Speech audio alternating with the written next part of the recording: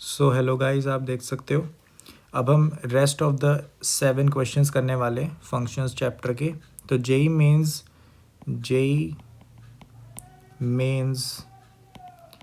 2025 के पीवाईक्यूज हम कर रहे थे। पार्ट 1 में हमने पहले 7 क्वेश्चंस कर लिए थे। अब रिमेनिंग जो 7 क्वेश्चंस हैं हम पार्ट 2 में कर रहे हैं। 2024 के पीवाईक्यूज मैंने होमवर्क पिछली वीडियो में दिए थे। तो आज की वीडियो का जो होमवर्क है वो मैंने एक पीडीएफ फाइल में, जो ब्लैक बुक है, ठीक है, ब्लैक बुक एक अच्छी बुक है मैथ्स की, तो उसमें कुछ अच्छी प्रॉब्लम्स मैंने फंक्शंस चैप्टर की निकाल के रखी हैं, सिलेक्टेड प्रॉब्लम्स, ठीक है। तो उसकी पीडीएफ आप डाउनलोड कर सकते हो डिस्क्रिप्शन से, ठीक है। पीडीएफ को आप डाउनलोड कर लो एंड उन क्वेश्चंस को अटेम्प्ट करो। अच्छे क्वेश्चंस हैं वो, और उनसे कुछ अच्छा आपको एक लेवल अप और बूस्ट देखने को मिलेगा, आइडिया अच्छा है उन क्वेश्चंस का, ठीक है। चलो फिर हम शुरू करते हैं। यहाँ पे हमारे पास क्या कह रहा है सवाल, द फंक्शन एफ, यहाँ पे डोमेन इसकी माइनस इन्फिनिटी से इन्फिनिटी जा रही है। फिर हमें बोला है माइनस इन्फिनिटी से 1 तक इसकी को डोमेन है, ठीक है। डिफाइन उसको कुछ ऐसे किया हुआ है, ठीक है। हमें बोला है कि ये 1 ऑन टू है कि नहीं है, उसके ऊपर ऑप्शंस हैं, ठीक है। इन सवालों में हम कैसे अप्रोच करते हैं, देखो बहुत ही सिंपल है। सबसे पहले फंक्शन को मैं थोड़ा सा अगर ढंग से लिखने की कोशिश करूं तो मैं ऐसे लिख सकता हूं कि अगर मैं 2 की पावर x को मल्टीप्लाई डिवाइड कर दूं न्यूमरेटर और डिनोमिनेटर में, तो मुझे कुछ ऐसा मिल जाएगा, 2 की power 2x minus 1 divided by, यहाँ पर क्या आ जाएगा, 2 की पावर 2x प्लस 1, ठीक है, क्लियर है। तो ये मेरे पास आ जाएगा। अब अगर मैं ऐसा करूं कि इसमें प्लस माइनस 1 कर दूं, ठीक है, तो मैंने इसमें क्या करा, +1 किया और -1 कर दिया। तो आप देख सकते हो कि 2 की पावर 2x प्लस 1 यहाँ डिनोमिनेटर से सेम हो गया है, तो इसको एक ग्रुप में करके मैं 1 लिख सकता हूँ, है ना। तो मेरे पास क्या आ गया, 1 माइनस 2 डिवाइडेड बाय 2 की पावर 2x प्लस 1, ठीक है। ये मेरे पास f ऑफ x आ गया, ठीक है। तो ये मेरे पास फंक्शन हो गया। अब इस फंक्शन का अगर मैं डिफ्रेंशिएशन करता हूँ, ठीक है, अगर मैं डेरिवेटिव लेता हूँ इस फंक्शन का, तो एफ डैश ऑफ एक्स मेरे पास क्या आता है, ये मेरे पास आ जाएगा माइनस, ये तो ज़ीरो हो जाएगा, minus sign as it is, to be as it is, यहाँ पे मेरे पास डिवाइड में स्क्वायर हो जाएगा, है ना, 2 की पावर 2x प्लस 1 का स्क्वायर, एंड न्यूमरेटर में इसका डिफ्रेंशिएशन आ जाएगा विद नेगेटिव साइन, ठीक है। तो -1 भी है इधर, और क्या है, और क्या है, और हमारे पास 2 की पावर 2x का डिफ्रेंशिएशन, जो कि हमारे पास आएगा 2 टाइम्स, 2 बाहर आ गया, 2 की पावर 2x, और एक हमारे पास आएगा ln ऑफ 2, ठीक है, क्लियर है। तो ये हमारे पास आ गया डिफ्रेंशिएशन। अगर अब तुम इसको देखोगे ना, तो नेगेटिव साइन बैलेंस आउट हो गया, 2 की पावर 2 मल्टीप्लाई में 2 की power 2x ln of 2 divided by यहाँ पे 2 की पावर 2x माइनस 1 का स्क्वायर। तो ये हमेशा एक पॉजिटिव क्वांटिटी है, सही बात है कि नहीं, ये एक पॉजिटिव क्वांटिटी है। इसका मतलब अगर मेरा f डैश ऑफ x हर एक x के लिए, है ना, for all x belongs to real number, मेरा अगर f dash of x positive है, इसका मतलब ये हुआ कि मेरा f ऑफ x जो है वो एक इंक्रीजिंग फंक्शन है, ठीक है। और ये इंक्रीजिंग फंक्शन पूरे रियल नंबर्स के लिए, मतलब कि वो हमेशा इंक्रीज होता जाएगा। अगर मान लो मैंने यहाँ पे ग्राफ बनाया, ठीक है, तो यहाँ पे जैसे हमारा फंक्शन चलेगा वो कुछ ऐसा ही चलता जाएगा, ठीक है। मतलब मेरा फंक्शन माइनस इन्फिनिटी से इन्फिनिटी के बीच में, है ना, पूरा का पूरा इंक्रीज ही होगा हर एक एक्स के लिए। तो इसका मतलब कि अगर वो हर एक पॉइंट पे इंक्रीज कर रहा है तो वो किसी पॉइंट को रिपीट नहीं करेगा, ठीक है। सोच के देखो, अगर मान लो यहाँ पे मेरे पास x1 पॉइंट था, उस पर एक वैल्यू आ रही थी y1, ठीक है, ये हमारा y एक्सेस हो गया, लेट्स से, ठीक है, कुछ भी हो सकता है। तो ये y1 वैल्यू आ रही है y एक्सिस पे। तो मुझे एक चीज़ बताओ कि क्या किसी x2 के लिए जो x1 से बाद में है, ठीक है, किसी x2 के लिए जो कि x1 से बड़ा है, या फिर किसी x3 के लिए जो कि x1 से छोटा है, ठीक है, क्या y1 कभी रिपीट होगा? बिल्कुल भी नहीं। क्यों? क्योंकि ये हर एक पॉइंट पे इंक्रीजिंग है। अगर मैं x1 से थोड़ा सा भी ऊपर जाऊंगा तो वैल्यू बढ़ जाएगी, वो y1 नहीं आएगा, वो y1 से थोड़ा बड़ा ही आएगा, ठीक है।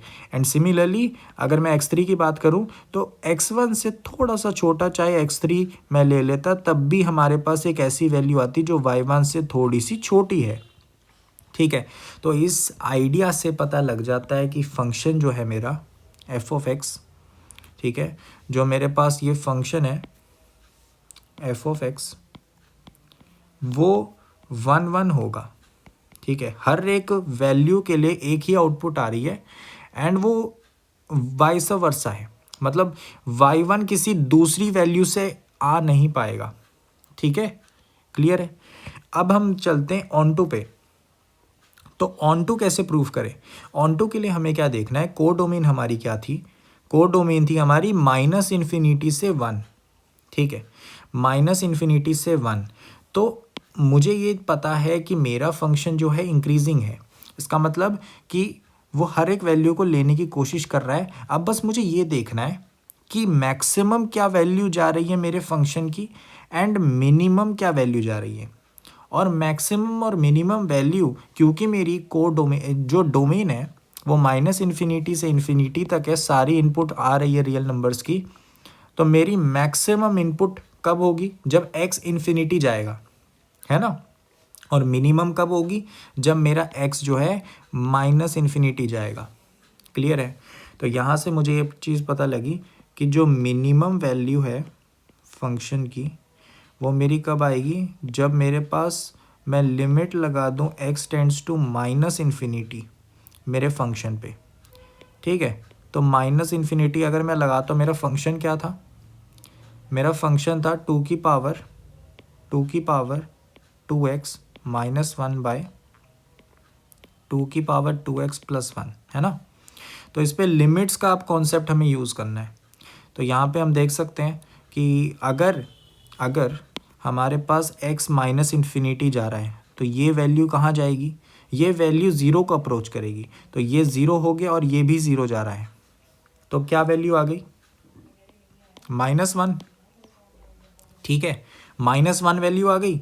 इसका मतलब मिनिमम बाउंड जो है मेरे फंक्शन का, मिनिमम वैल्यू जो आएगी वो मेरी -1 आएगी। बट मेरी जो कोडोमेन है, कोडोमेन देख सकते हो -∞ से 1 कह रहा है, पर मेरा फंक्शन तो -∞ से -1 से पहले तक के जो ये इस रेंज को तो ऑब्टेन कर ही नहीं पा रहा।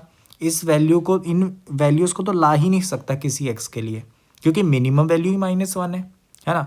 तो ये इंटरवल आ ही नहीं पाएगा किसी भी x के लिए, तो इसका मतलब ये ऑन टू नहीं है, ठीक है। तो इधर से मुझे पता लग गया कि दिस कंक्लूड्स कि मेरे पास जो फंक्शन है वो हमारा इनटू है, ठीक है, ऑन टू नहीं है। तो देख लो कौन सा ऑप्शन हुआ, हमारे पास 1 1 है बट ऑन टू नहीं है, डी ऑप्शन। तो डी ऑप्शन अपना करेक्ट आंसर है। आई होप सो क्लैरिटी मिल गई होगी। ये बहुत ही अच्छा मेथड है। आप डिफ्रेंशिएट करके अगर आपको इंक्रीजिंग फंक्शन प्रॉपरली मिल जाए तो वो बहुत ही एक बढ़िया सिनेरियो रहता है। उसमें आपके पास ऑन टू का भी रास्ता खुल जाता है, जब आप लिमिट्स लगा के उसकी मिनिमम मैक्सिमम वैल्यूज़ को एनालाइज कर सकते हो, ठीक है। तो ये बहुत ही अच्छा मेथड है, इसको ध्यान रखना। चलते हैं नेक्स्ट क्वेश्चन पे। तो ये रहा हमारा नेक्स्ट क्वेश्चन, बहुत ही सिंपल क्वेश्चन है। क्या कह रहा है? एक हमारे पास फंक्शन गिवन है, रियल नंबर्स को ऑब्टेन कर रहा है, एक्सेप्ट, यहाँ पे एरो आना था, ठीक है। तो यहाँ पे रियल नंबर्स एक्सेप्ट 0, ठीक है, इनपुट है, और रियल नंबर्स हमारे पास कोडोमेन है। एक फंक्शन है, फंक्शनल इक्वेशन हमें गिवन है। ये काफ़ी स्टैंडर्ड फंक्शनल इक्वेशन है, बहुत ज़्यादा दिक्कत नहीं होगी इसको सॉल्व करने में। फिर हमें बोला इफ़ दी लिमिट, यहाँ पे एक लिमिट गिवन है हमें, और ये बराबर है बीटा के, अल्फ़ा बीटा रियल नंबर है, अल्फ़ा + 2 बीटा की वैल्यू बतानी है। बहुत ही सिंपल, बहुत ही सिंपल। देखो पहले तो फंक्शनल इक्वेशन जो है वो लिख लो, कुछ ऐसी है यहाँ पे -6 f(1/x), ठीक है, 35/3x -5/2, ठीक है। तो यहाँ पे हम क्या करेंगे, हम बोलेंगे कि ऐसा करो, बहुत ही सिंपल प्रोसीजर है, x को 1/x कर दो। आइडिया क्या होता है, आप x को इससे सब्स्टिट्यूट कर दो, जो दूसरे फंक्शन में होता है ना उससे सब्स्टिट्यूट कर दो। उससे होता क्या है कि ये 1/x बन जाएगा और ये वाला x बन जाएगा। तो आपके पास एक f(x) आ जाता है, एक f(1/x) आ जाता है। तो वो दो वेरिएबल्स की तरह अगर तुम ट्रीट करते हो तो एक ये इक्वेशन होगी और एक ये चेंज करके आ जाती है इक्वेशन।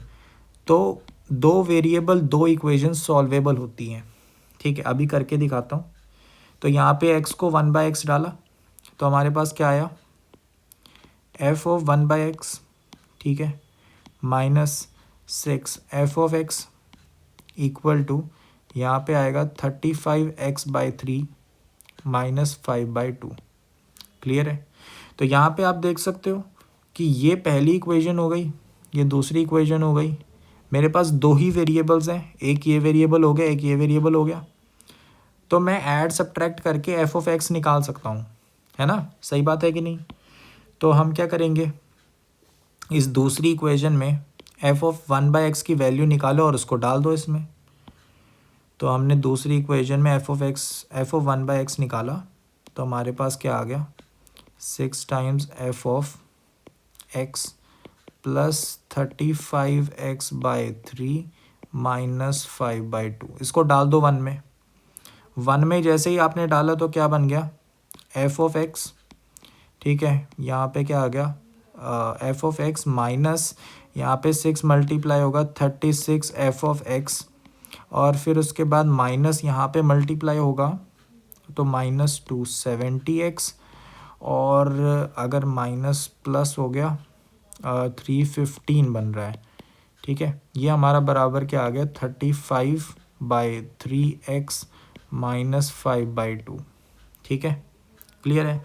तो यहाँ पे हमारे पास f(x) की क्या वैल्यू आ रही है, -35, ठीक है, -35 f(x), ठीक है, -70x प्लस 15, ठीक है, इक्वल टू यहाँ पे हमारे पास आ गया 35/3x -5/2। तो यहाँ पे हम 5 का फैक्टर काट सकते हैं हर जगह। तो यहाँ पे 5 का फैक्टर कटा, ये 7 बन गया। यहाँ पे 5 का फैक्टर कटेगा तो यहाँ 14 बन गया, यहाँ पे 3 बन जाएगा, ठीक है, यहाँ पे 7 बन गया और यहाँ पे 1 बन गया। क्लियर है। और ठीक है, माइनस को भी एडजस्ट कर देंगे। तो यहाँ पे f(x) मेरे पास क्या आ रहा है, -7 इक्वल टू यहाँ पे क्या आ जाएगा, 7/3x -1/2 प्लस 14x -3, ठीक है। तो -7 से अगर मैं डिवाइड कर देता हूँ तो मेरे पास क्या आ जाएगा, f(x) इक्वल टू यहाँ पे मेरे पास आ जाएगा 1/2 प्लस 3 और ये 1/7, और यहाँ पे मेरे पास ये सब्ट्रैक्ट में आ जाएंगे ना, तो -1/3x एंड -2x, ठीक है। तो ये मेरे पास फंक्शन निकल चुका है। अब मुझे क्या बोला था वो कर लेते हैं, ठीक है। तो यहाँ पे हमें f(x) फंक्शन इसमें डालना था, है ना, लिमिट में। तो लिमिट में जब मैं डालूँगा ये फंक्शन, तो अगर मैं डायरेक्टली, अगर जैसे ही मैं ये फंक्शन लिमिट में डालूँगा तो क्या आएगा, लिमिट हमारे पास थी x टेंड्स टू 0 1/α(x), ठीक है, और साथ में f(x) है तो f(x) रख दूँ 1/7। यहाँ पे क्या आ गया, यहाँ पे 7/2 आ रहा है ये, तो ये 1/2 बन गया, ठीक है। ये जो वैल्यू है ना, ये वैल्यू, ये 1/2 आएगी, ठीक है। करके देख लो, 1/2 प्लस 3 क्या हो गया, 6 प्लस 1/2, तो 7/2, 7 से 7 कटा 1/2 बन गया। तो यहाँ पे ये वैल्यू आ रही है 1/2 -1/3x -2x, ठीक है, और ये हमें बीटा के बराबर गिवन है। तो अब इसमें एनालाइज करो कि अगर मैं x को 0 डालता हूँ तो ये इन्फिनिटी जा रहा है ना, ये इन्फिनिटी जा रहा है, ये तो कांस्टेंट है, चलो ठीक है, ये भी 0 जा रहा है, तो ये इन्फिनिटी माइनस इन्फिनिटी वाली फॉर्म है ना, सही बात है कि नहीं। अब सबसे आसान तरीका क्या है सोचने का, मैंने बोला कि यार देखो अल्फ़ा जो है ना, अगर ये 3 के बराबर हो जाए तो ये एग्जैक्टली कट जाएंगे, एग्जैक्टली कट जाएंगे, सही बात है कि नहीं। तो इधर से हमें पता लगा, और ये अगर एग्जैक्टली कट गए ना तो ये फाइनाइट फॉर्म बन गई, सही बात है कि नहीं। तो यहाँ से पता लगा कि अल्फ़ा जो है मेरा वो मेरा 3 के बराबर होना चाहिए, क्लियर है। अगर अल्फ़ा 3 हो जाता है ना तो ये दोनों कट गए, अब मेरे पास ये फाइनाइट और ये तो 0 चले जाएगा, x टेंड्स टू 0 पे, ठीक है, तो कोई दिक्कत ही नहीं होएगी। तो जैसे ही मैंने अल्फ़ा को 3 भरा तो ये दोनों कट गए, मेरे पास लिमिट क्या बची, मेरे पास लिमिट बची लिमिट x टेंड्स टू 0, यहाँ पे 1/2 माइनस 2x, ये हमारा बीटा के बराबर है। तो इस लिमिट को सॉल्व कर लो, 0 डाला तो यहाँ पे 1/2 आ गई वैल्यू, ये हमारे बीटा की वैल्यू हो गई, है कि नहीं आसान, ठीक है। क्लैरिटी मिली कि अल्फ़ा 3 कैसे ढूंढा। इन्फिनिटी माइनस इन्फिनिटी वाली जो फॉर्म होती है वो किसी फाइनाइट वैल्यू को अप्रोच कर रही है कि नहीं कर रही, वो एक इनडेटर्मिनेट फॉर्म है, हम डिटरमाइन नहीं कर सकते क्या वैल्यू आएगी, है ना। तो उसको हटाना है, कैसे हटाऊंगा, अल्फ़ा को 3 डाल दो, सिंपल, है कि नहीं, ठीक है। सबसे आसान तरीका था ये सोचने का। तो हमें अल्फ़ा प्लस 2 बीटा की वैल्यू बतानी थी, तो हमारे पास अल्फ़ा प्लस 2 बीटा क्या आ गया, हमारे पास 3 प्लस ये आ जाएगा 2 ऑफ 1/2, है ना। तो ये हमारे पास 4 आ रहा है, 4 हमारा करेक्ट आंसर है, ठीक है कि ठीक है ना, क्लियर है। तो सी ऑप्शन अपना करेक्ट आंसर है। चलो फिर एक और सवाल करते हैं। सो ये रहा हमारा नेक्स्ट क्वेश्चन। तो यहाँ पे हम देख सकते हैं एक हमारे पास फंक्शन गिवन है जो कि रियल से रियल जा रहा है, ठीक है, फंक्शन ही गिवन है, हमें फंक्शन ही गिवन है, और बोला है कि ये फंक्शन अगर इस फंक्शनल इक्वेशन को सेटिस्फाई कर रहा है तो हमें बता दो then the value of this. तो बहुत ही सिंपल क्वेश्चन है एक्चुअली, ये तो काफ़ी ज़्यादा आसान सवाल है, क्योंकि जनरली क्या होता है हमारे पास ये गिवन होता है, ठीक है, और हमें फंक्शन ढूंढना होता है, बट इन्होंने उल्टा करा हुआ है, हमें फंक्शन गिवन है, उसमें कुछ वेरिएबल रखा हुआ है, तो उसकी वैल्यू हमें इससे निकालनी है। अब एक तरीका तो ये भी है कि आप इसको डायरेक्टली डाल दो, ठीक है, समझे, कि आप क्या करो, f of x plus y, यहाँ पे एक्स प्लस वाई डालो एक्स की जगह, और फिर इसको यहाँ पे पुट करो, एफ ऑफ एक्स डालो एफ ऑफ वाई डालो, कैलकुलेट करो, दोनों को बराबर कर दो, ठीक है, तो एक ही वैल्यू निकल जाएगी। ये एक तरीका है, ठीक है, ये एक तरीका है, बट एक और तरीका है जिससे आप इसको सॉल्व कर सकते हो, ठीक है। वो क्या है कि देखो आपको 2 वेरिएबल्स गिवन है, एक बी है एक ए है, ठीक है, तो आप अगर 2 कंडीशंस इसमें से निकाल लो तो तब भी आप सॉल्व कर सकते हो। सबसे आसान तरीका तो मुझे क्या दिख रहा है कि आप क्या करो, आप में ऐसा करो कि भाई एक्स और वाई दोनों को 0 डाल दो इसमें, तो क्या आ रहा है, अगर मैंने पुट कर दिया, ठीक है, x equal to y equal to 0, तो यहाँ पे मेरे पास क्या आएगा, f of 0 plus 0 equal to f of 0 plus f of 0 plus 1 minus 2/7 0, ठीक है कि नहीं। तो यहाँ से मेरे पास आ गया कि f of 0 equal to 2 of f of 0 plus 1, तो यहाँ से मेरे पास एफ ऑफ 0 की क्या वैल्यू निकल गई, एफ ऑफ 0 मेरे पास क्या आ गया, -1, ठीक है कि नहीं, क्लियर है। तो एफ ऑफ 0 की वैल्यू -1 निकल गई है। एंड अब तुम इस फंक्शन में देखो, ये रहा हमारा फंक्शन, ठीक है, तो इस फंक्शन में अगर मैं 0 डालता हूँ एक्स की जगह तो ये 0 हो गया, ये 0 हो गया, सिर्फ बी बचा, तो बी की वैल्यू क्या आ गई, तो यहाँ से बी की वैल्यू क्या आ गई, बी की वैल्यू आ गई -1, ठीक है ना, क्लियर है, आसान था कि नहीं था। अब ऐसे एक और वैल्यू निकाल लो, अब मैंने 0 डाले थे दोनों, आप क्या कर सकते हो कि अब y को 0 डाल दो, ठीक है, y को 0 डाल दिया और x को 1 डाल दो, ठीक है।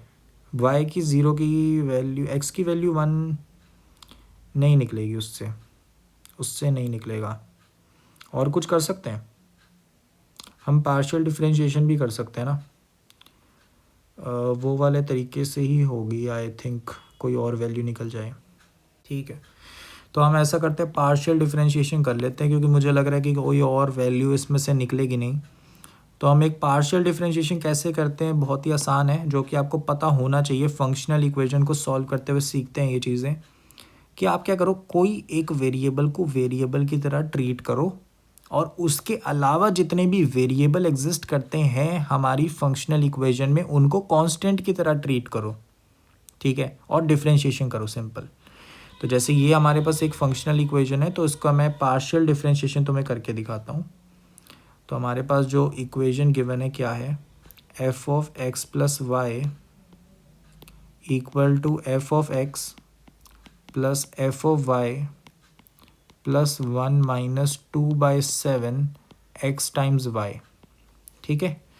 तो मैंने यहाँ पे क्या कहा कि मुझे पार्शियल डिफरेंशिएशन करना है, जिसमें मैं एक्स को एज वेरिएबल ट्रीट कर रहा हूँ, ठीक है। सिर्फ एक ही वेरिएबल को वेरिएबल की तरह ट्रीट करना है, एक्स चूज़ कर लो या वाई चूज़ कर लो, और जितने भी बच गए वेरिएबल्स, जैसे यहाँ पे तो वाई बचा, तो वाई को किसकी तरह ट्रीट कर रहे हैं, कांस्टेंट की तरह, ठीक है। एक कांस्टेंट जैसे वैल्यू होती है ना, 1 2 3 4 ऐसे। तो अब डिफरेंशिएशन करो, तो यहाँ पे तुमने पार्शियल डिफरेंशिएशन किया, तो यहाँ पे F dash of x plus Y आ गया, क्लियर है। यहाँ पे क्या आएगा, एफ डैश ऑफ एक्स, यहाँ पे क्या आएगा 0, क्यों, क्योंकि y तो कांस्टेंट ट्रीट किया ना तुमने बोला y कांस्टेंट है, जैसे 1 2 3 वैल्यूज़ होती हैं, तो अगर f के अंदर कोई वैल्यू गई तो ये तो कांस्टेंट आ गया पूरा, तो इसका डिफरेंशिएशन 0 होगा, ठीक है। पार्शियल डिफरेंशिएशन इसका 0 हो गया, ये तो वैसे ही कांस्टेंट था, माइनस यहाँ पे क्या आएगा 2/7 टाइम्स y यहाँ पर क्या है, y एक कांस्टेंट की तरह है, जैसे 1/2 3/2 ऐसे कोई कांस्टेंट, सिर्फ x है, तो ये लीनियर हुआ x में, तो इसका कांस्टेंट पार्ट रह गया यहाँ पर, ठीक है। तो ये हमारे पास आ गया, क्लियर है, ठीक है ना। तो यहाँ से अगर हमें अब वैल्यू निकालनी है, कैसे करेंगे बताओ। y और x दोनों को अगर मैंने 0 डाल दिया तो कुछ नहीं निकल रहा, अगर मैंने y को 0 डाल दिया तो वो टर्म हट जा रही है, अगर मैंने x को 0 डाल दिया तो हमारे पास f डैश एक लीनियर जैसा निकलेगा, तो उससे कंपैरिजन हो सकता है, ओके। तो एक बहुत ही अतरंगी सा दिमाग में आइडिया आया मेरे, कि हम क्या करते हैं, ठीक है, बहुत सारे तरीके हो सकते हैं सॉल्व करने के, ये कोई ऐसा फिक्स नहीं है, एक्सपेरिमेंटेशन इसकी एक तुम कह सकते हो चीज़ है। तो यहाँ पे मैं थोड़ा सा क्रिएटिव होने की कोशिश कर रहा हूँ, कि x को अगर मैं 0 डाल दूँ तो मेरे पास क्या आएगा, f dash of y equal to ये f डैश ऑफ 0 आएगा, ठीक है, प्लस माइनस, ठीक है, माइनस 2/7 y, ठीक है। तो ये मेरे पास आ रहा है। अच्छा, अब इसी में सोच के देखो, ठीक है, ये कांस्टेंट वैल्यू है, ये कांस्टेंट वैल्यू है, ठीक है। तो अगर हम देखें तो एफ डैश ऑफ वाई जो है मेरे पास एक लीनियर फंक्शन है, ए एक्स प्लस बी टाइप का, है ना। और अगर मेरे पास ये देख सकते हो यहाँ पे फंक्शन भी गिवन था, ठीक है। तो अगर मैं इसका डेरिवेटिव लेता हूँ तो क्या आएगा बताओ, एफ ऑफ एक्स मेरे पास गिवन है ना ये, तो इसका डेरिवेटिव लो, इसका डेरिवेटिव क्या आ रहा है, इसका डेरिवेटिव अगर तुम लेते हो तो तुम्हारे पास आएगा twice of 2 + 3a times x, और कांस्टेंट में आ जाएगा a + 2/a-1, ठीक है। तो इसका मतलब x का कोफिशिएंट ये आ गया, ठीक है। और यहाँ पे अगर मैं देखूँ तो x का कोफिशिएंट जो है, x का कोफिशिएंट ये है, ठीक है, ये हमारा x ही हो गया। y और x नॉमेनक्लेचर में है, x को y डालो, y को x डालो, बस नेमिंग है, कोई इतनी दिक्कत वाली बात नहीं है, तो यहाँ से -2/7 मेरा किसके बराबर आ गया, ट्वाइस ऑफ, यहाँ पे जो x का कोफिशिएंट था ना, ट्वाइस ऑफ 2 + 3a, ठीक है। तो ये 2 + 3a, तो ये दोनों कोफिशिएंट मैच कर लिए, यहाँ से a की वैल्यू निकल जाएगी बहुत आराम से। तो यहाँ पे हमारे पास क्या बन रहा है, ये -1/7, तो -1/7 -2a और 1/3, तो ये हमारे पास a की वैल्यू आ रही है। क्लियर है, ठीक है। हमें क्या पूछा था, हमें पूछा था ये फंक्शन की कुछ ऐसे वैल्यू बता दो, तो ठीक है, क्लियर है। हमें ये तो हमें पता ही लग गया कि 2 + 3a की वैल्यू -1/7 है, ये तो हमें पता लग ही गया, ठीक है। a की वैल्यू निकल गई, उससे जो यहाँ पर x का कोफिशिएंट है वो भी निकाल लेते हैं, a + 2 / a-1, ठीक है। तो हम एक पेज ऐड करते हैं, तो यहाँ पे हमारे पास a + 2 / a-1 क्या आ जाएगा। इस वैल्यू को थोड़ा सिंप्लीफाई कर लो, a की क्या वैल्यू आ रही है ये, तो यहाँ में हमारे पास -15/7 × 1/3 आ रहा है, तो ये अगर कटेगा 5 बचा ना, तो -5/7, तो -5/7 + 2 / -5/7 -1, तो ये हमारे पास क्या आ रहा है, 14 - 5, तो 9 / 14, ये 19 आ रहा है, तो 9/19 आ रही है वैल्यू, ठीक है। ये माइनस में आएगा, तो नेगेटिव वैल्यू आ रही है। तो इसका मतलब जो मेरा फंक्शन है वो क्या आ रहा है, -1/7 x² -9/19, ठीक है, माइनस हो रहा था, ठीक है, एंड x, और हमारे पास प्लस b था, b हमारा -1 है, ठीक है। तो ये हमारे पास फंक्शन आ गया। अब हमें पूछा कि i = 1 2 3 4 5, ठीक है, 28 टाइम्स, तो 28 टाइम्स हमें क्या पूछा है, f(1), f(2), ठीक है, मॉडुलस वैल्यूज़ हैं, f(3), f(4) एंड f(5), ठीक है। तो ये हमें पूछा हुआ है। f(1) डाल के देख लो क्या आ रही वैल्यू, 1 डालोगे तो हमारे पास क्या आ रहा है, -1/7 एंड -9/19 -1, तो ये क्योंकि पॉजिटिव बनानी है वैल्यू तो प्लस कर दो, ठीक है, मॉडुलस है ना। फिर f(2) की बात करते हैं, 2 डाला तुमने तब भी नेगेटिव ही है ये वैल्यू, है ना, नेगेटिव वैल्यू है ये। अच्छा 3 डालोगे तब भी नेगेटिव है। अच्छा ये पूरा नेगेटिव फंक्शन ही है, एक्स की हम पॉजिटिव वैल्यूज़ डाल रहे हैं ना, 1 2 3 4 5, तो सबके लिए नेगेटिव आएगा। तो एक्चुअल में मैं ऐसा कर सकता हूँ कि -1/7, और यहाँ पे जो x की वैल्यूज़ है 1² 2², 3² 4² एंड 5²। सिमिलरली यहाँ पे -9/19 कॉमन आउट हो जाएगा, प्लस आएगा सॉरी, क्योंकि पॉजिटिव बनाना है। तो यहाँ पे 1 + 2 + 3 + 4 + 5, ठीक है, एंड हमारे पास क्या आ जाएगा लास्ट में, +5 × 1, तो 5 आ गया, ठीक है। इसको हमें 28 से मल्टीप्लाई करना है, तो अब कैलकुलेशन थोड़ी रिड्यूस हो गई। तो हमें पता है कि इसको कैसे कैलकुलेट करते हैं, ये तो r² है ना, summation of first 5 terms of r², तो इसको तो बहुत आराम से डील कर सकते हैं, 5 × 6 एंड ट्वाइस +1, तो 11 हो गया, /6, तो ये 6 कट गए, 55 आ रहा है, ठीक है।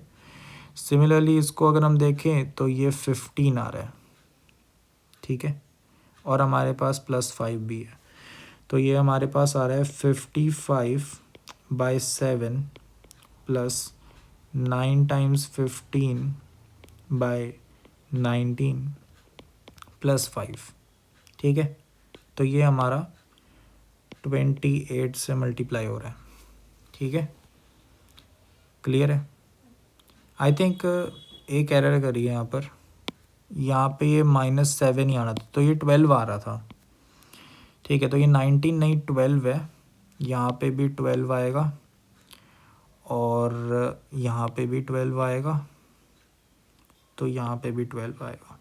ठीक है, अब ठीक लग रहा है। तो अगर हम एलसीएम ले लें, एलसीएम लेंगे तो क्या आएगा, यहाँ पे पहले तो 15 से 5 का फैक्टर ही कट रहा है ना, तो यहाँ पे 4 बच गया। तो एलसीएम लेंगे तो 28 आ रहा है, परफेक्ट। तो यहाँ पे हमारे पास 4 मल्टीप्लाई होगा तो कुछ ऐसा आ गया। यहाँ पे 7 मल्टीप्लाई होगा तो हमारे पास आएगा 7 इंटू 9 इंटू 5, तो ये 63 इंटू 5 आ रहा है। और यहाँ पे 5 इंटू 28 आ जाएगा। ठीक है, और साथ में 28 है मल्टीप्लाई में, तो 28 कट गया। तो हमारे पास जो आंसर है कुछ ऐसा ही आएगा। तो इसको कर लेते हैं कैलकुलेट। यहाँ पे 5 1 315, ये 220 है, और यहाँ पे हमारे पास क्या आ गया 0 4 140। तो इसको कैलकुलेट कर लेते हैं। 5 7 एंड हमारे पास 6, तो 675 आ रहा है। तो 675 हमारे पास ऑप्शन में डी ऑप्शन। तो डी ऑप्शन हमारा करेक्ट आंसर है। थोड़ा सा कैलकुलेशन था, मैंने थोड़ा सा अलग सा मेथड लगाया है यहाँ पर। ठीक है, मैंने कंपेयर कर लिया कि ये लीनियर है, तो हमारे पास फंक्शन तो पड़ा ही था, है ना, तो उसको डिफ्रेंशिएट कर लिया और वहाँ पे मेरे को दिखा कि अरे एक्स का जो कोफिशिएंट है उसकी वैल्यू तो गिवन है। ठीक है, तो उधर से मैंने कंपेयर कर लिया तो बहुत आसानी से हो गया। ठीक है, तो ये हमारे पास एक फंक्शन निकल के आ गया। आप बहुत सारे तरीक़ों से कर सकते थे, और जैसे कि मैंने स्टार्टिंग में बताया, आप डायरेक्टली पुट करके कोफिशिएंट्स कंपेयर कर सकते थे। ठीक है, बहुत सारे तरीके हैं, आपकी मर्ज़ी है जैसे आप करना चाहो। पर यहाँ पे जो कैलकुलेशन रिड्यूस करी है ये आपको समझ आना चाहिए कि यहाँ पे ये जो फंक्शन है इसमें हम सारी पॉजिटिव इनपुट्स डाल रहे हैं, तो उसके लिए हमेशा इसकी नेगेटिव वैल्यू होगी, इसके लिए ये सारे पॉजिटिव हो जाएंगे। एंड ये 1/7 पाँचों में से कॉमन आउट होगा। ठीक है, तो यहाँ पे ये चीज़ आ जाएगी। ठीक है, सिमिलरली 9/12 भी सब में से कॉमन आउट होगा तो ये बच जाएगा, है ना, और वो जो 1 है वो भी सब में से कॉमन आउट होगा तो 5 आ जाएगा। ठीक है, तो ये मैंने थोड़ा सा कैलकुलेशन रिड्यूस करी है। आई होप सो आपको समझ आ गई होगी। चलते हैं नेक्स्ट क्वेश्चन पे। तो ये हमारा नेक्स्ट क्वेश्चन है। देखने में लगता है कि ऐसे जैसे सवाल पीछे भी कर लिया है ना, बट ये उससे भी आसान सवाल है। ठीक है, it is much simpler than the previous question, क्योंकि यहाँ पे ऑब्जर्व अगर तुम करो तो हमें f of x plus 3 times f of 24/x यहाँ पे 4x के बराबर गिवन है। ठीक है, और हमें पूछा एक बहुत ही सिंपल चीज़ हुआ है। अभी इसको सिंपल क्यों कह रहा हूँ, ये तो तुम्हें तभी पता लगेगा जब x को 24/x डालोगे। देखो मैंने पहले ही बताया था कि x को हम क्या डालते हैं, जो यहाँ पर होता है। तो यहाँ पे 24/x है तो यही करेंगे। हमने बोला कि हमारे पास पहले क्या था, f of x plus 3 times f of 24/x equal to 4x। फिर मैंने तुम्हें बोला कि भाई इसको डाल दो x को 24/x। तो जैसे ही तुमने डाला तुम्हारे पास क्या आ जाएगा, F of 24/x plus 3 times f of, यहाँ पे x बन जाएगा, और यहाँ पे 4 टाइम्स 24/x। ठीक है, अब ऐसा करो, इन दोनों को ना ऐड कर दो। ऐड क्यों कह रहा हूँ, ऐड करके देखो तब पता लगेगा। तो जैसे ही ऐड करोगे तो तुम्हें दिखेगा कि तुम्हारे पास 4 टाइम्स यहाँ पे क्या बन गया, f of x plus f of 24/x equal to 4 times यहाँ पे x प्लस 24/x। ठीक है, ये बन जाएगा, सम करके देखो। ठीक है, अब यहाँ पे 4 तो कटते हुए दिख रहे हैं, पर ये खास बात नहीं थी। खास बात ये है कि मुझे निकालना क्या था, f of 3 plus f of 8। अब अगर मैं x को यहाँ पर 3 डाल दूँ तो यहाँ पे 3 डलेगा, तो 24/3 क्या बन गया 8। तो इसका मतलब f(3) प्लस f(8) मेरे पास डायरेक्टली वैल्यू दे रहा है यहाँ पर। तो ये बहुत ही ख़ास चीज़ थी, ये ऑब्ज़र्व करना ही यहाँ पर बहुत ज़्यादा एक अच्छी बात है। तो यहाँ से हमने कैलकुलेशन रिड्यूस कर ली, x को 3 डालो तो यहाँ पे f(3) plus f(8) equal to यहाँ पे क्या आ जाएगा 3 + 8। ठीक है, तो ये 11 के बराबर आ रहा है। तो ये हमारा करेक्ट आंसर है। ठीक है, बहुत ही आसान सवाल था, ए ऑप्शन अपना करेक्ट आंसर है। ठीक है, क्लियर है। तो ये ऑब्जर्वेशन होना बहुत ज़रूरी है कि हम निकालना क्या चाहते हैं। हो सकता है मैं फंक्शन भी निकाल लेता, इसमें कोई दिक्कत वाली बात नहीं है। जैसे हमने पीछे सॉल्व किया था वैसे यहाँ पे भी करना था। यहाँ पे हम f(24/x) को यहाँ पे डाल देंगे तो फंक्शन भी निकल जाएगा। ठीक है, बट वो दिक्कत नहीं है, यहाँ पे हमें जो निकालना है उसको फटाफट निकालने की कोशिश करनी है। तो ये ऑब्जर्वेशन एक अच्छा की पॉइंट है यहाँ पर जो ध्यान रखना चाहिए था। तो ये रहा हमारा नेक्स्ट क्वेश्चन। ये क्वेश्चन भी काफ़ी सिंपल है। देखो x को 1/x डालना है, यहाँ पर दिख ही रहा है ना, दिख रहा है। ठीक है, ये तो हमने 2-3 बार कर लिया। यहाँ पे भी थोड़ा सा डिफरेंट सा मामला है क्योंकि यहाँ पर 1/2 एक कांस्टेंट ही गिवन है। ठीक है, क्लियर है। और फिर हमें अल्फ़ा पूछा जो कि इंटीग्रेशंस की फॉर्म में अल्फ़ा बीटा, और फिर अल्फ़ा बीटा पे वैल्यूज़ पूछी है। बहुत ही आसान क्वेश्चन है। देखो कैसे, देखो फंक्शन का तो बहुत सिंपल है, फंक्शन निकाल लेंगे, है ना। फंक्शन मेरे पास क्या गिवन है, f(x) plus f(1/x) twice equal to x² + 5। इसमें हम क्या करेंगे, x को डाल देंगे 1/x, तो f(1/x) यहाँ पे +2 times f(x) equal to 1/x² + 5।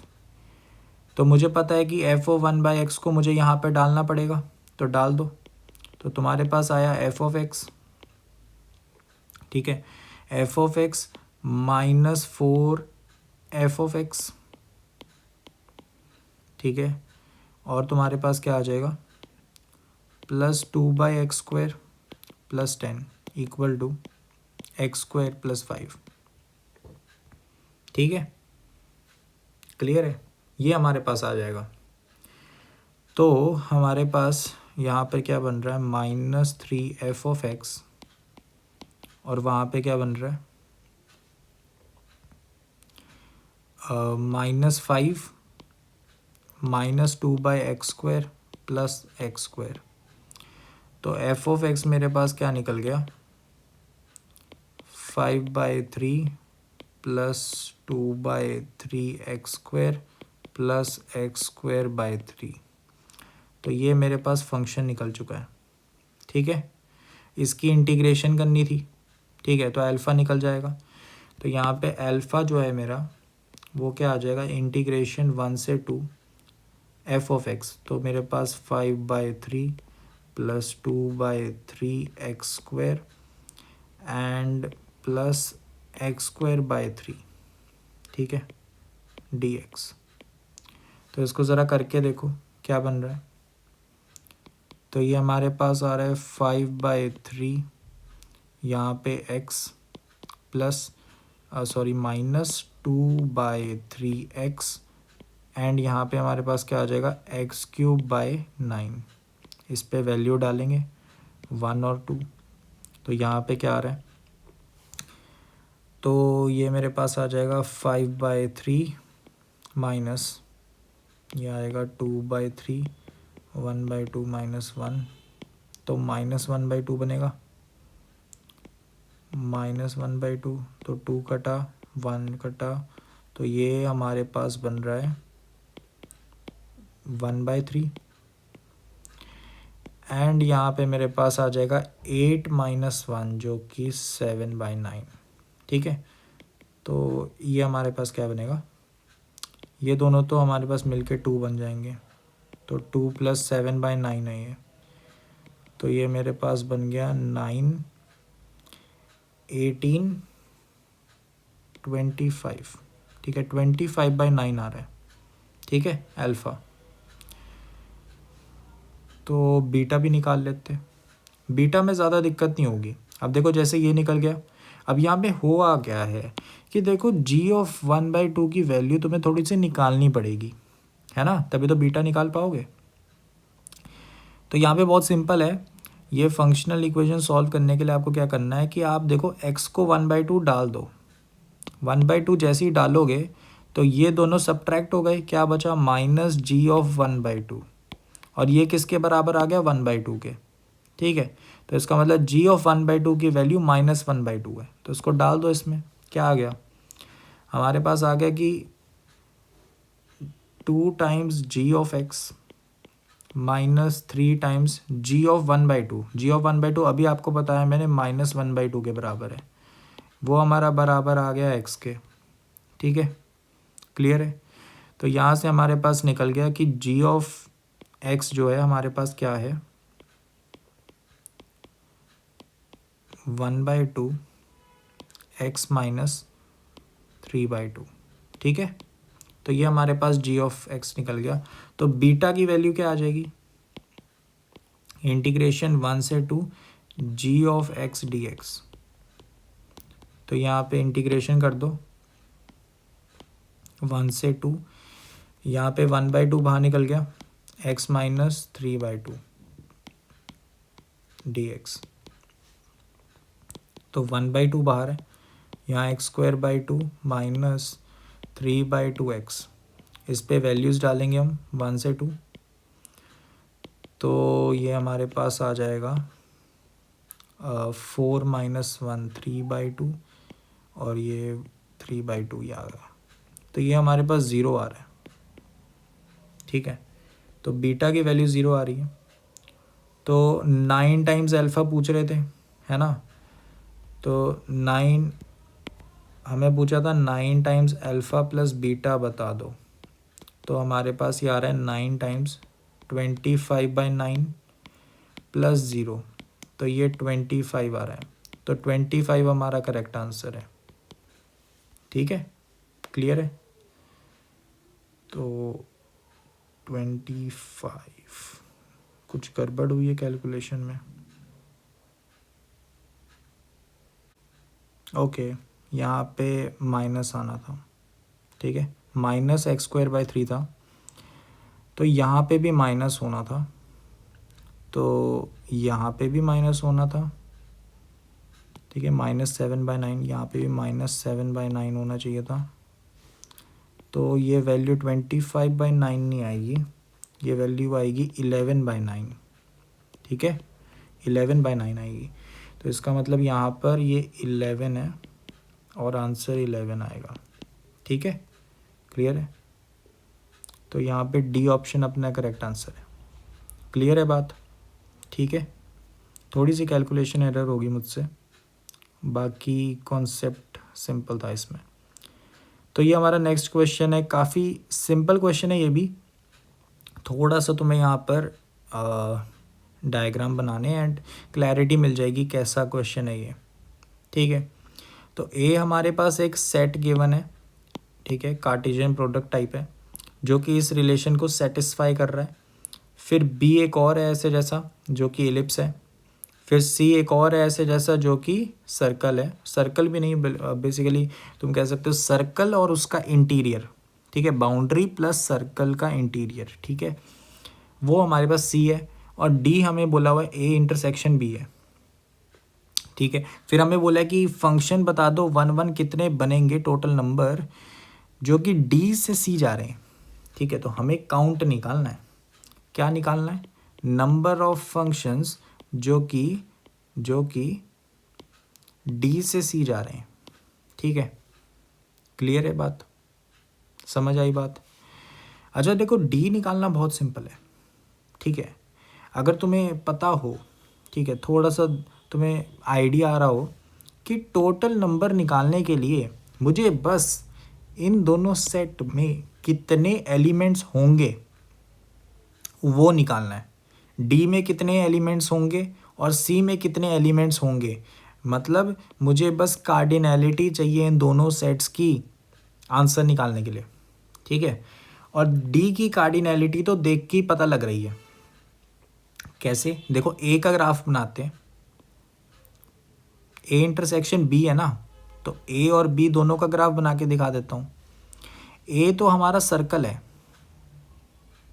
ठीक है, ए हमारा सर्कल है, देख सकते हो ये हमारा सर्कल है, ठीक है, और बी हमारा एलिप्स है, ठीक है, बी हमारा एलिप्स है, तो बी एलिप्स भी बना के दिखा देता हूँ मैं। तो ये हमारा रेडियस 5 तक जा रहा है, ठीक है, ये -5 हो गया, ये -5 हो गया और ये 5 हो गया। एलिप्स जो है उसकी आप कह सकते हो यहाँ पे जो वैल्यूज़ हैं, ठीक है, एक्स उसका 12 तक जा रहा है एंड वाई उसका 6 तक जा रहा है, 6 तक नहीं, 9 से डिवाइड होगा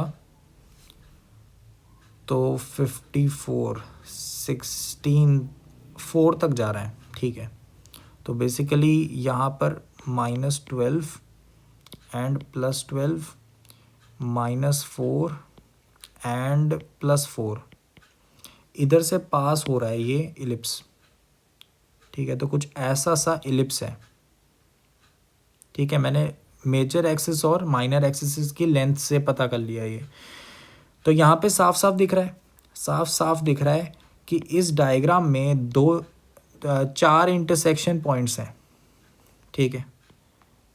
तो इसका मतलब नंबर ऑफ एलिमेंट्स जो है सेट डी में वो हमारे पास 4 एलिमेंट्स हैं, ठीक है, बात की नहीं, 4 एलिमेंट्स हैं। अब वो आप कैलकुलेट भी कर सकते थे बट ज़रूरत ही नहीं है, 4 एलिमेंट्स हैं, वो ज्ञान ही काफ़ी है, बस इतना पता ही होना चाहिए बस।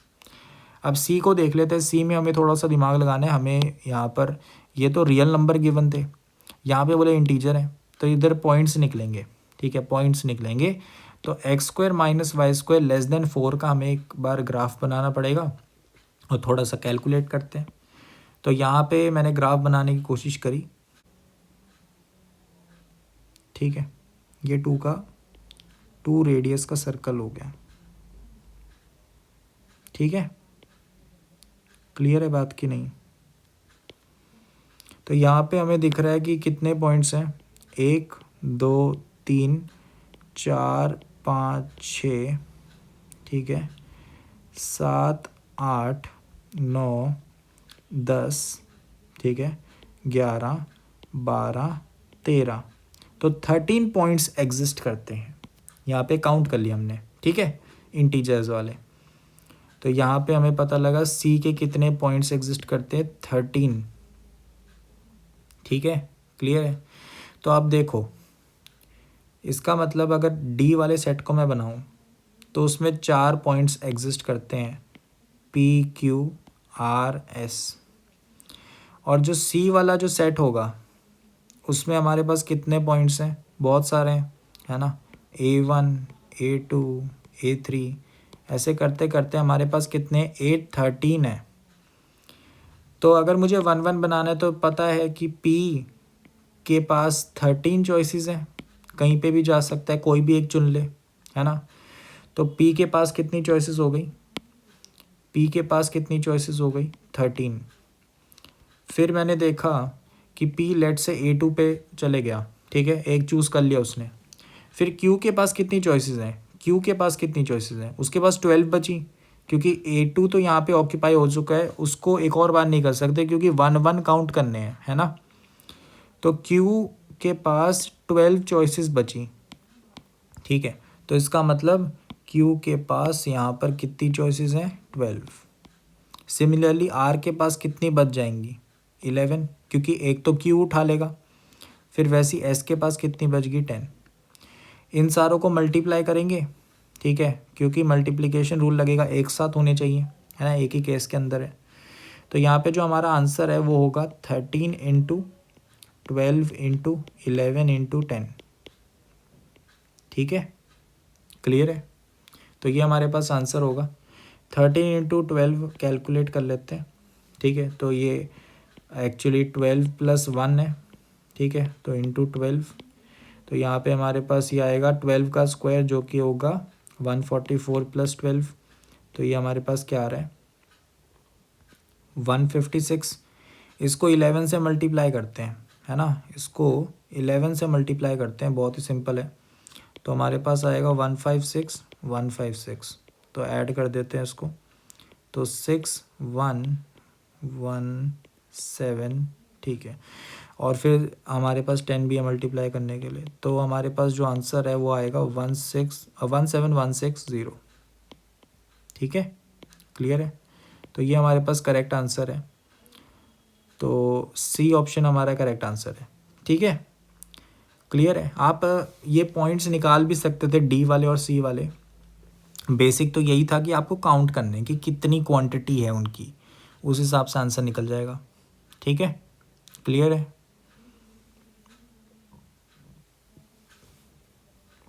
तो ये हमारा लास्ट क्वेश्चन है। एक्चुअली ये थोड़ा सा लिमिट्स के रिलेटेड है, बट ये एक ऐसा क्वेश्चन है जो कि बहुत ज़्यादा मुश्किल नहीं है, ठीक है, बहुत ज़्यादा मुश्किल नहीं है। एंड ये क्वेश्चन काफ़ी ज़्यादा फॉर्म्स में आपको अवेलेबल होगा, आपको ये कॉन्टिन्यूटी डिफरेंशिएबिलिटी में दिख जाएगा, लिमिट्स वाले चैप्टर में दिख जाएगा, फंक्शन वाले चैप्टर में दिख जाएगा। बहुत ज़्यादा रिपीटेड क्वेश्चन है, मुश्किल है ही नहीं। देखो कैसे, ये हम काफ़ी बार सॉल्व भी कर चुके हैं चैनल पे। देखो, तो फंक्शन हमारे पास गिवन है रियल से रियल। इसमें एक बात होती है कि कॉन्टिन्यूस फंक्शन गिवन होता है सवाल में, ठीक है, कॉन्टिन्यूस कहा होता है उसको, और कॉन्टिन्यूस होने का यहाँ पर क्या रोल प्ले होता है वो अभी दिख जाएगा। f(0) की वैल्यू गिवन है, ठीक है, ये एक फंक्शन गिवन है, फंक्शनल इक्वेशन है, इससे फंक्शन निकाला जा सकता है, ठीक है, इससे फंक्शन निकाला जा सकता है। अब वो मैं दिखाता हूँ कैसे। देखो, यहाँ पर हम ऐसा करते हैं, सबसे पहले तो नहीं, इससे फंक्शन, ठीक है, टेक्निक सेम है। तो f(2x) हमारे पास माइनस f(x) हमारे पास x के बराबर गिवन है। तो ऐसा करते हैं, हम x को ना x/2 सबमिट करते हैं, ठीक है, मतलब x को x/2 बना देते हैं। तो f(x) minus f(x/2) equal to x/2, ठीक है। तो ये हमारा सबसे पहला स्टेटमेंट है जो कि हमें ध्यान देना है। इसके बाद हम क्या करेंगे ना, x को x/2 डालते जाएंगे, x को x/2 डालते जाओ, तो ये एक टेलीस्कोपिक बन जाएगा। तो ये f(x/2) minus f(x/4) equal to x/2 का स्क्वायर, ये हमारा दूसरा आ गया। तो ऐसे ही अगर आप करते जाते हो तो अगला स्टेटमेंट क्या आएगा, x/4 minus f(x/8) equal to x/2 का क्यूब, ठीक है, तो ये थर्ड आ गया। ऐसे ही करते जाओगे करते जाओगे करते जाओगे तो क्या आएगा लास्ट में, लास्ट में हमारे पास आएगा जहाँ पे n इन्फिनिटी जा रहा है, ठीक है, मान लो n इन्फिनिटी जा रहा है, बहुत बड़ा नंबर है, तो x/2 की पावर n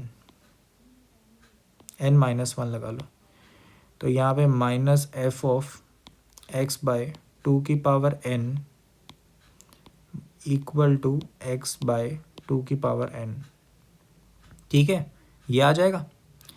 अब इन सारों को ऐड कर दो, तो ऐड जैसे ही करोगे तो तुम्हें दिख रहा है ये इससे कट गया, ये अगले वाले से कटेगा, ये वाला अगले वाले से कटेगा, ठीक है। तो क्योंकि यहाँ पे पहले तो ये f(x) बचा है, तो बाय सिमेट्री ये लास्ट वाला बचना चाहिए, ठीक है। तो यहाँ पे हमारे पास क्या होता है कि ये कट गया, ठीक है, ये कट जाएगा, सिमेट्री से कट जाएगा, और बाकी जो ये राइट हैंड साइड वाले ये सारे ऐड हो जाएंगे, ये सारे ऐड हो जाएंगे, ठीक है। तो हमारे पास क्या आ गया, f(x) माइनस f(x/2 की पावर n इक्वल टू, यहाँ पे x अगर मैं कॉमन आउट करूँ तो बचा क्या, 1 + 1/2 + 1/2 स्क्वायर, नहीं सॉरी 1/2 से स्टार्ट था ना, 1/2 से स्टार्ट है इसका, तो 1/2 + 1/2 स्क्वायर प्लस ऐसे ही करते करते 1/2 की पावर n, ठीक है, क्लियर है। तो ये हमारे पास आ गया फाइनल। अब हमें इसी के बारे में कुछ गिवन था, एक्चुअल में होता क्या है कि इसके सिमिलर एक क्वेश्चन होता है जिसमें कॉन्टीन्यूस फंक्शन गिवन होता है, उसमें हम क्या करते हैं ना, यहाँ पे x की जगह कोई कांस्टेंट गिवन होता है, ठीक है, कोई कांस्टेंट नंबर गिवन होता है, तो हम उसमें क्या करते हैं, यही टेक्निक फॉलो करते हैं। एंड बेसिकली होता क्या है कि ये सारा तो कांस्टेंट आ गया, ठीक है, ये सारा कांस्टेंट ही आता जाता है। एंड उसमें बात ये होती है कि जब ये सब कैंसिल आउट हो गया ना, तो हम कहते हैं कि ये देखो, ये जो है ना, ये ज़ीरो पॉजिटिव है।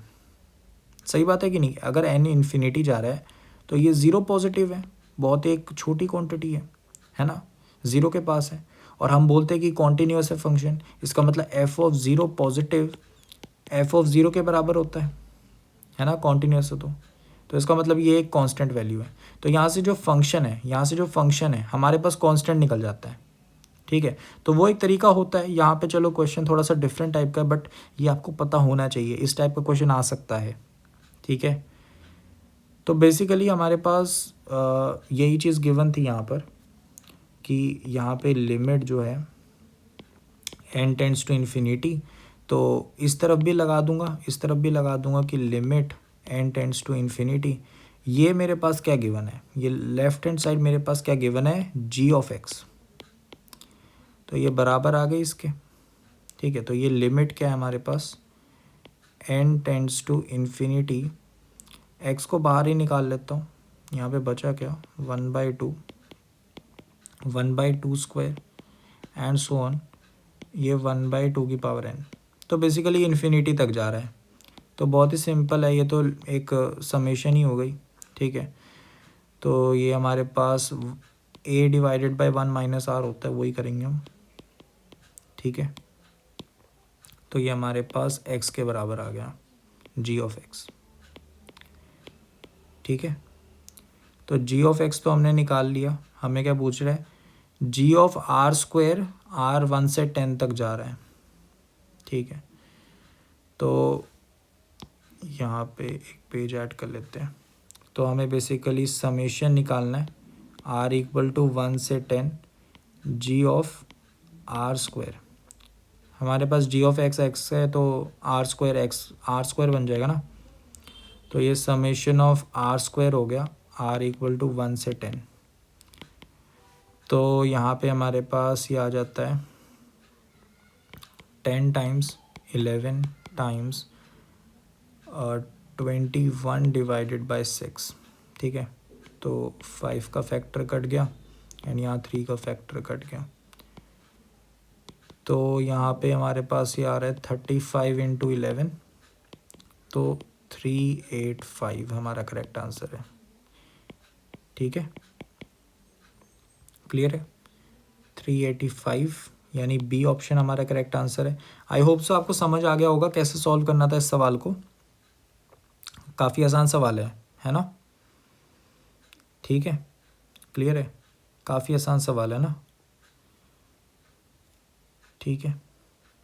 आई थिंक कि ये भी चाहते थे कि हम फंक्शन ही निकाल लें, ठीक है। यहाँ एफ ऑफ 0 1 गिवन था, इसलिए मुझे लगा कि वो वाला सवाल है, बट इन्होंने ये चीज़ पूछी है तो ये तो काफ़ी आसान हो गया है ना, टेलीस्कोपिक टाइप हो गया। बट जो एक क्वेश्चन की मैं बात कर रहा हूँ, ठीक है, वो आपको इस जो PDF होमवर्क है उसमें आपको मिल जाएगा वो क्वेश्चन, ठीक है।